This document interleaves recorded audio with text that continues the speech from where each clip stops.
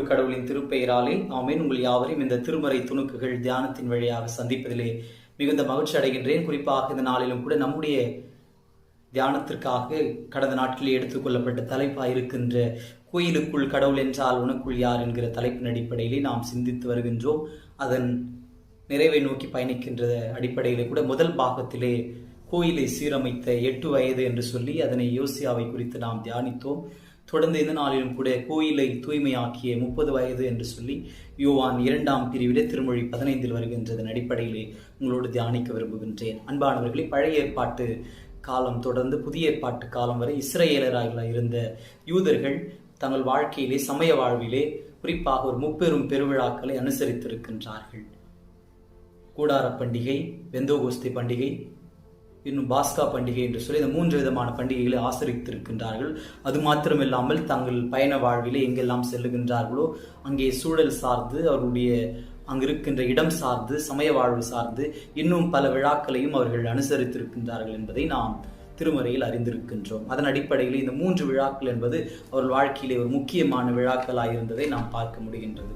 அன்பானவர்களே, இயேசுவானவர் 33 ஆண்டு காலம் இவ்வுலகத்திலே வாழ்ந்திருக்கின்றார் என்பதை நாம் திருமறை வாயிலாக அறிகின்றோம். அதன் அடிப்படையிலே அவர் 30 ஆண்டு காலமும் அவர் அந்த பாஸ்கா விழாவை அனுசரிப்பதற்காக பயணித்திருக்கலாம் என்கிற குறிப்புகள் இருப்பதை பார்க்கலாம்.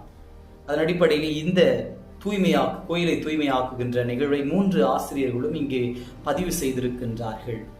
முதல் 3 ஆசிரியர்கள், மத்தேயு, மார்க்கு, லூக்கா ஆசிரியர்கள் இந்த நிகழ்வானது இயேசுவின் திருப்பணி வாழ்வில் இறுதியில் நடைபெற்றதாக பதிவு செய்கின்றார்கள். ஆனால் யோவான் ஆசிரியர் மாத்திரம் இந்த நிகழ்வு இயேசுவின் திருப்பணி வாழ்வில் முதலிலே நடந்ததாக அங்கே குறிப்பிடுவதை பார்க்க முடிகின்றோம். அதன் அடிப்படையில் கூட அந்த யோவான் ஆசிரியர் இயேசுவின் கடைசி 3 ஆண்டு காலத்திலே அவர் பாஸ்கா விழாவை அனுசரித்ததை 3 பாஸ்கா விழாக்களை குறிப்பிட்டிருக்கின்றார். முதலாவது யோவான் 2ஆம் பிரிவு திருமொழிகள் 17 முதல் பாஸ்கா விழாவை அனுசரித்ததாகவும், இது 2வது பாஸ்காவை யோவான் 6ஆம் பிரிவு திருமொழி 4 அனுசரித்ததாகவும், 3வது பாஸ்கா விழா யோவான் 11:55 அவர் அனுசரித்ததாகவும் இங்கே குறிப்பிட்டிருப்பதை பார்க்க முடிகின்றது. அதன் அடிப்படையில் கூட நம்முடைய தியானத்திற்காக இந்த பகுதியிலே அவர் யோவான் அடிப்படையிலே நாம் புரிந்து கொண்டு அவர் 1ஆம் ஆண்டு பாஸ்கா விழாவை அனுசரிக்க போகின்றார். அல்லது 30ஆம் வயதிலே அவர் பாஸ்கா விழாவை அனுசரிக்க போகின்றார் என்கிற சிந்தனையின் அடிப்படையிலே நாம் இந்த தியானத்தை எடுத்துக்கொள்ள விரும்புகின்றேன். அன்பானவர்களே, நான் பாகம் 1 குறிப்பிட்டிருந்தது போல ஏரோது கட்டின ஆலயத்தில் தான் இந்த இயேசு தூய்மையாக்கும் நிகழ்வு நடந்தேறியது என்று குறிப்பிட்டிருந்தேன். அதன் அடிப்படையில் கூட இயேசுவானவர் இந்த நிகழ்வை ஏன் நடத்த வேண்டும், இந்த நிகழ்வு நடக்கின்ற பொழுது என்னெல்லாம் அங்கு மாற்றம் நிகழ்ந்தது, இந்த நிகழ்வின் வழியாக நமக்குள் எப்பேற்பட்ட மாற்றம் எழப்போகின்ற என்கிற சிந்தனையை உங்கள் முன்பாக வைத்துவிட்டு இந்த தியானத்திற்குள் கடந்து செல்ல விரும்புகின்றேன். அன்பானவர்களே, இந்த நிகழ்வின் வழியாக இயேசுவின் வாழ்விலே மிகப்பெரிய மாற்றம் ஏற்பட்டது. அது மாத்திரமில்லாமல் இந்த நிகழ்வினால் இயேசு மிகப்பெரிய சவாலை எதிர்கொண்டு அதை நிறைவு செய்கின்றவராக இருப்பதை நம்மால் பார்க்க முடிகின்றது. அதே போன்று ஒரு சிலர் சொல்கின்றார்கள், இது இயேசுவின் வாழ்வில் அவர் செய்த மிகப்பெரிய தவறு என்று குறிப்பிடுகின்றார்கள். ஏனென்றால் இந்த நிகழ்வின் வழியாக தான் இயேசுவானவர் சிலுவைக்கு நேராக ஒப்புக் கொடுக்கப்படுகின்றார், இந்த நிகழ்வின் வழியாக தான் இயேசு கொலை செய்யப்படுகின்றார் என்று சிலர் சொல்லுகின்றார்கள். இன்னும் ஒரு சிலர் இந்த நிகழ்வானது இயேசுவின் உண்மை உணர்த்தும் வகையில் இருக்கின்றது, இயேசுவின் நேர்மையை முழுமை செய்கின்றதா இருக்கிறது என்று குறிப்பிடுகின்றார். அதன் அடிப்படையில் கூட யோவான் ஆசிரியர் கூட சொல்லுகின்றார், நானே வழி வாய்மை என்று சொல்லுகின்றார். அதன் அடிப்படையில் கூட யோவான் ஆசிரியர் இயேசுவின் உண்மையும் நேர்மையும் இங்கே உணர்த்துவதற்காக இந்த நிகழ்வை குறிப்பிட்டிருக்கிறார் என்று சொல்லி சிலர் கருதுவதை பார்க்க முடிகின்றது. நம்முடைய தியானத்திற்காக எடுத்துக்கொள்ளப்படுகின்ற சிந்தனையின் அடிப்படையிலே ஒரு முறை இயேசுவானவர் பாஸ்கா விழாவை அனுசரிப்பதற்காக எருசலேமிற்கு செல்லுகின்றார். அங்கு சென்றவுடன் அந்த எருசலேம் ஆலயத்திலே பல்வேறு நிகழ்வுகள் நடப்பதை அவர் பார்த்து கொண்டு வருகின்றார். ஆனால் அங்கு நல்ல காரியங்களுக்கு பதிலாக அங்கே பல்வேறு முறைகேடுகளும் நேர்மையற்ற செயல்களும் நடைபெற்றதை கண்டு இயேசுவானவர் இனம் புரியாத ஒரு கோபத்தில் வெகுண்டு எழுகின்றவராயிருக்கின்றார். அன்பானவர்களே, இந்த இடத்திலே நமக்கு ஒரு சில கேள்விகள் எழ வாய்ப்பு இருக்கின்றது. ஏனென்றால் இயேசு சிறு வயது முதலே கோயிலுக்கு சென்று வருகின்றவர் தானே. தன்னுடைய பெற்றோர்களுடன் 12 வயதில் பாஸ்கா விழாவை அனுசரிப்பதற்கு சென்றிருக்கின்றாரே, இந்த முறை மாத்திரம் அவருக்கு ஏன் கோபம் வர வேண்டும் என்கிற ஒரு கேள்வி நமக்குள் எழ வாய்ப்பு இருக்கின்றது. ஏன் அவர் சிறுவயது முதல் போகின்ற பொழுதெல்லாம் அங்கே கோயிலில் வியாபாரம் நடப்பதும் நாணயம் மாற்றுகின்ற நிகழும் அவருக்கு இது புதிதாக இருந்திருக்க வாய்ப்பில்லையே. அதுவும் பண்டிகை காலம் என்றால் வியாபாரமும் நாணயம் மாற்று என்பது ஒரு பிரசித்தி பெற்றதாக அங்கு நடைபெறுவது வழக்கமாக இருக்குமே. இயேசுவிற்கு தெரியாமல் இருக்குமா? அதன் அடிப்படையில் ஏன் இந்த முறை மாத்திரம் இயேசுவிற்கு அப்பேற்பட்ட கோபம் எழ வேண்டும் என்கிற ஒரு கேள்வி நமக்கு எழாமல் இல்லை. இதற்கு ஒரு சில அறிஞர்கள் இது பதிலளிக்கின்றார்கள். இயேசுவானவர் இந்த இடத்திலே தன்னை வெளிப்படுத்திய காலம் வந்துவிட்டது, ஆதலால் இந்த நிகழ்வை அவர் துணிவோடும் அதிகாரத்தோடும் நிகழ்த்துகின்றவராய் இருக்கின்றார் என்று சில ஆசிரியர்கள் குறிப்பிடுவதை நாம் பார்க்க முடிகின்றது. அதன் அடிப்படையில் இயேசுவானவரும் கோயிலுக்கு சென்றவுடனே அங்கு ஆடு மாடு விற்போரை அங்கு உட்கார்ந்திருந்து நாணயம் மாற்றுவோரையும் பார்க்கின்றார்.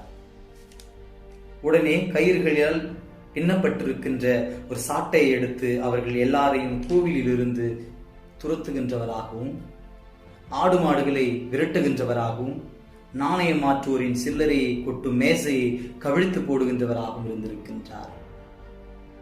அன்பானவர்களே, இங்கிருந்து இவரை எல்லாம் எடுத்து செல்லுங்கள், என் தந்தையின் இல்லத்தை சந்தையாக்காதீர்கள் என்று அங்கே இயேசுவானவர் ஒரு அறைகூவலை விடுகின்றவராய் இருக்கின்றார். இப்பேற்பட்ட முறைகேடுகளுக்கு காரணமாக ஒரு சில காரணியங்களை நான் உங்களிடத்தில் முன்வைக்க விரும்புகின்றேன். எருசலேம் கோயிலில் மிருகங்கள் பலி செலுத்துவது வழக்கமாக இருந்தது.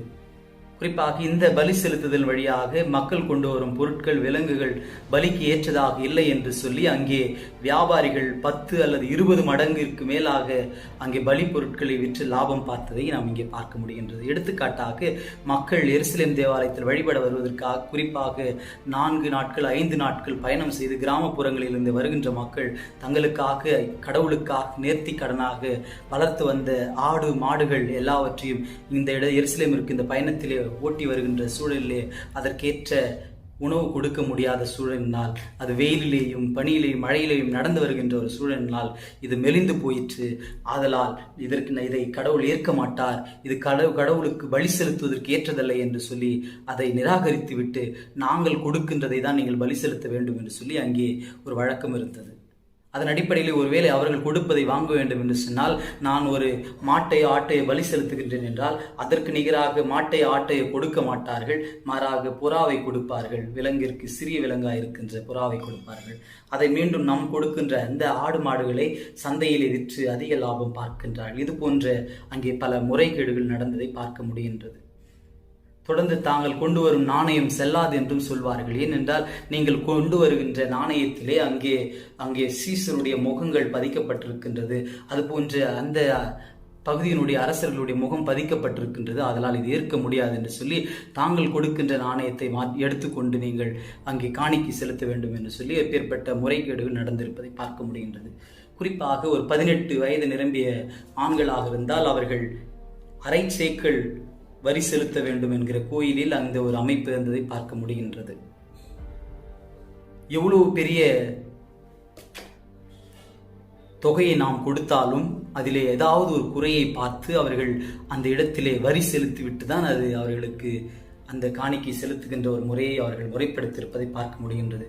ஏனென்றால் தற்காலத்திலே கூட நாம் இந்தியாவிலும் கூட ஜிஎஸ்டி என்கிற ஒரு முறை இருந்தது. அந்த ஜிஎஸ்டி என்கிற முறையானது நாம் எந்த பொருள் எடுத்தாலும் அதிலே முதலாளிகள் இன்றைக்கு லாபம் பார்ப்பது போன்று அன்றைக்கும் கூட அவர்கள் எந்த பொருள் கொடுத்தாலும் அந்த பொருளிலே லாபம் பார்க்கின்ற ஒரு சூழல் இருப்பதை பார்க்க முடிகின்றது. இவ்வாறு ஏழை எளிய மக்களிடமிருந்து சமயத்தின் பெயராலும் பக்தியின் பெயராலும் கடவுளின் நம்பிக்கையின் பெயராலும் இங்கே சூறையாடப்பட்டு அல்லது சுரண்டப்பட்டிருப்பதை பார்க்க முடிகின்றது. இந்த நிகழ்வுகள் எல்லாமே கோயில் நிர்வாகிகள் அனுமதியோடும் அவருடைய ஒத்துழைப்போடும் வியாபாரிகளும் பணம் மாற்றுவோரும் பணம் தரித்தார்கள். அவர்கள் கடவுளுக்கு பணி செய்யவில்லை, மாறாக பணத்துக்கு ஊழியம் செய்திருக்கின்றார்கள் என்பதை இயேசுவானவர் இங்கே சுட்டிக்காட்டுகின்றவராயிருக்கின்றார். இந்த பண முதலாளிகளின் கையில் ஏழை எளிய மக்கள் சிக்கி தவித்துக் கொண்டிருப்பதை இயேசுவானவர் கண்டு அவர்கள் மீது அவர் இரக்கம் காட்டுகின்றதின் வெளிப்பாடாகவே இந்த நிகழ்வை அவர் நடத்துகின்றதாய் நாம் புரிந்து கொள்ள அழைக்கப்படுகின்றோம்.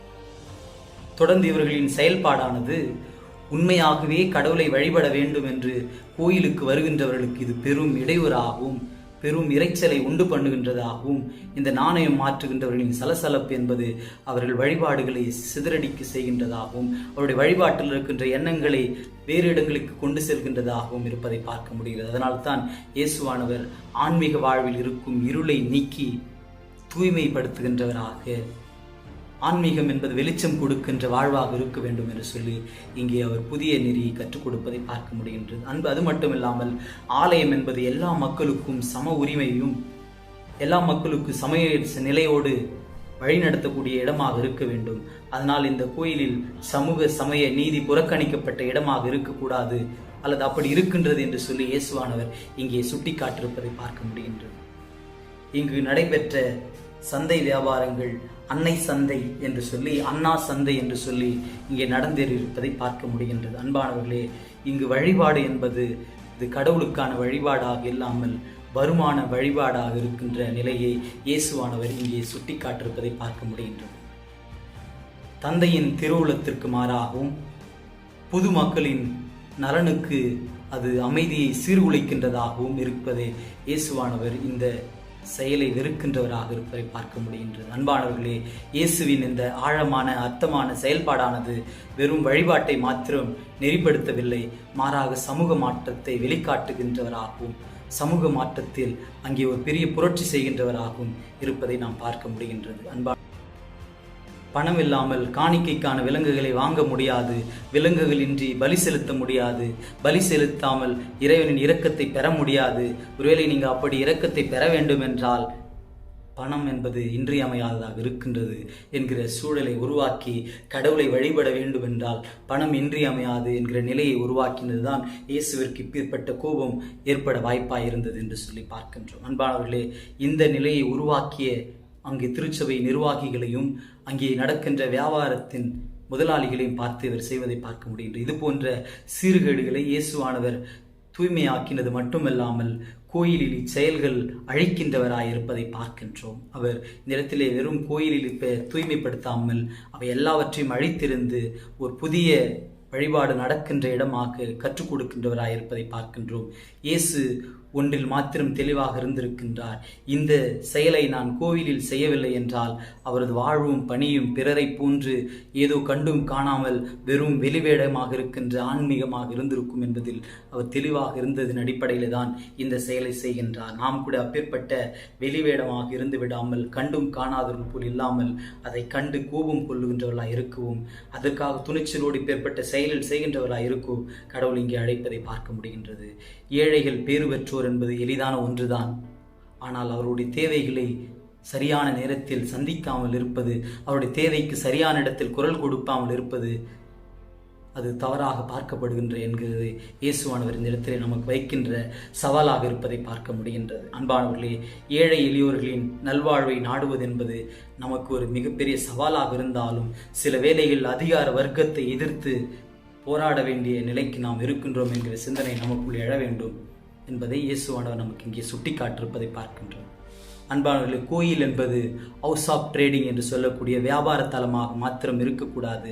மாறாக அது குணமளிக்கின்ற இடமாகவும், வாழ்வளிக்கின்ற இடமாகவும், அன்பு செய்கின்ற இடமாகவும், அரவணைக்கின்ற இடமாகவும், கடவுளும் வழிபட வருகின்ற மக்களும் சந்திக்கின்ற இடமாக இருக்க வேண்டும் என்று சொல்லி இங்கே குறிப்பிடுவதை பார்க்க முடிகின்றது. குறிப்பாக அனைத்து இன மக்களையும் கூட்டி நிற்கின்ற இடமாகவும், நீதியும் நேர்மையும் நிறைந்த இடமாக இருக்க வேண்டும் என்று சொல்லி இயேசுவானவரின் நிகழ்வின் வழியாக சுட்டி காட்டிருக்கின்றார். திருச்சபை என்பது சம உரிமையும் சமநிலையும் நிறைந்த ஒரு இடமாக இருக்க வேண்டும்.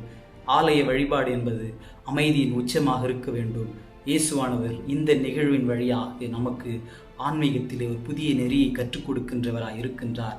அதனால் அன்பானவர்களை, நாம் தொடர்ந்து இப்பேற்பட்ட செயல்களை சமூகத்திலேயும் திருச்சபையிலும் நாம் செய்கின்ற பொழுது கடவுள் நம் வழியாக நிச்சயம் அவர் மாட்சி அடைவார் என்பதிலே சந்தேகமில்லை. கடவுள் தாமே திருவார்த்தைகளை ஆசீர்வதிப்பார். தொடர்ந்து நாம் அடுத்த துணுக்குகளின் வழியாக பாகம் 4 சந்திக்க அன்போடு அழைக்கப்படுகின்றேன். ஆமென்.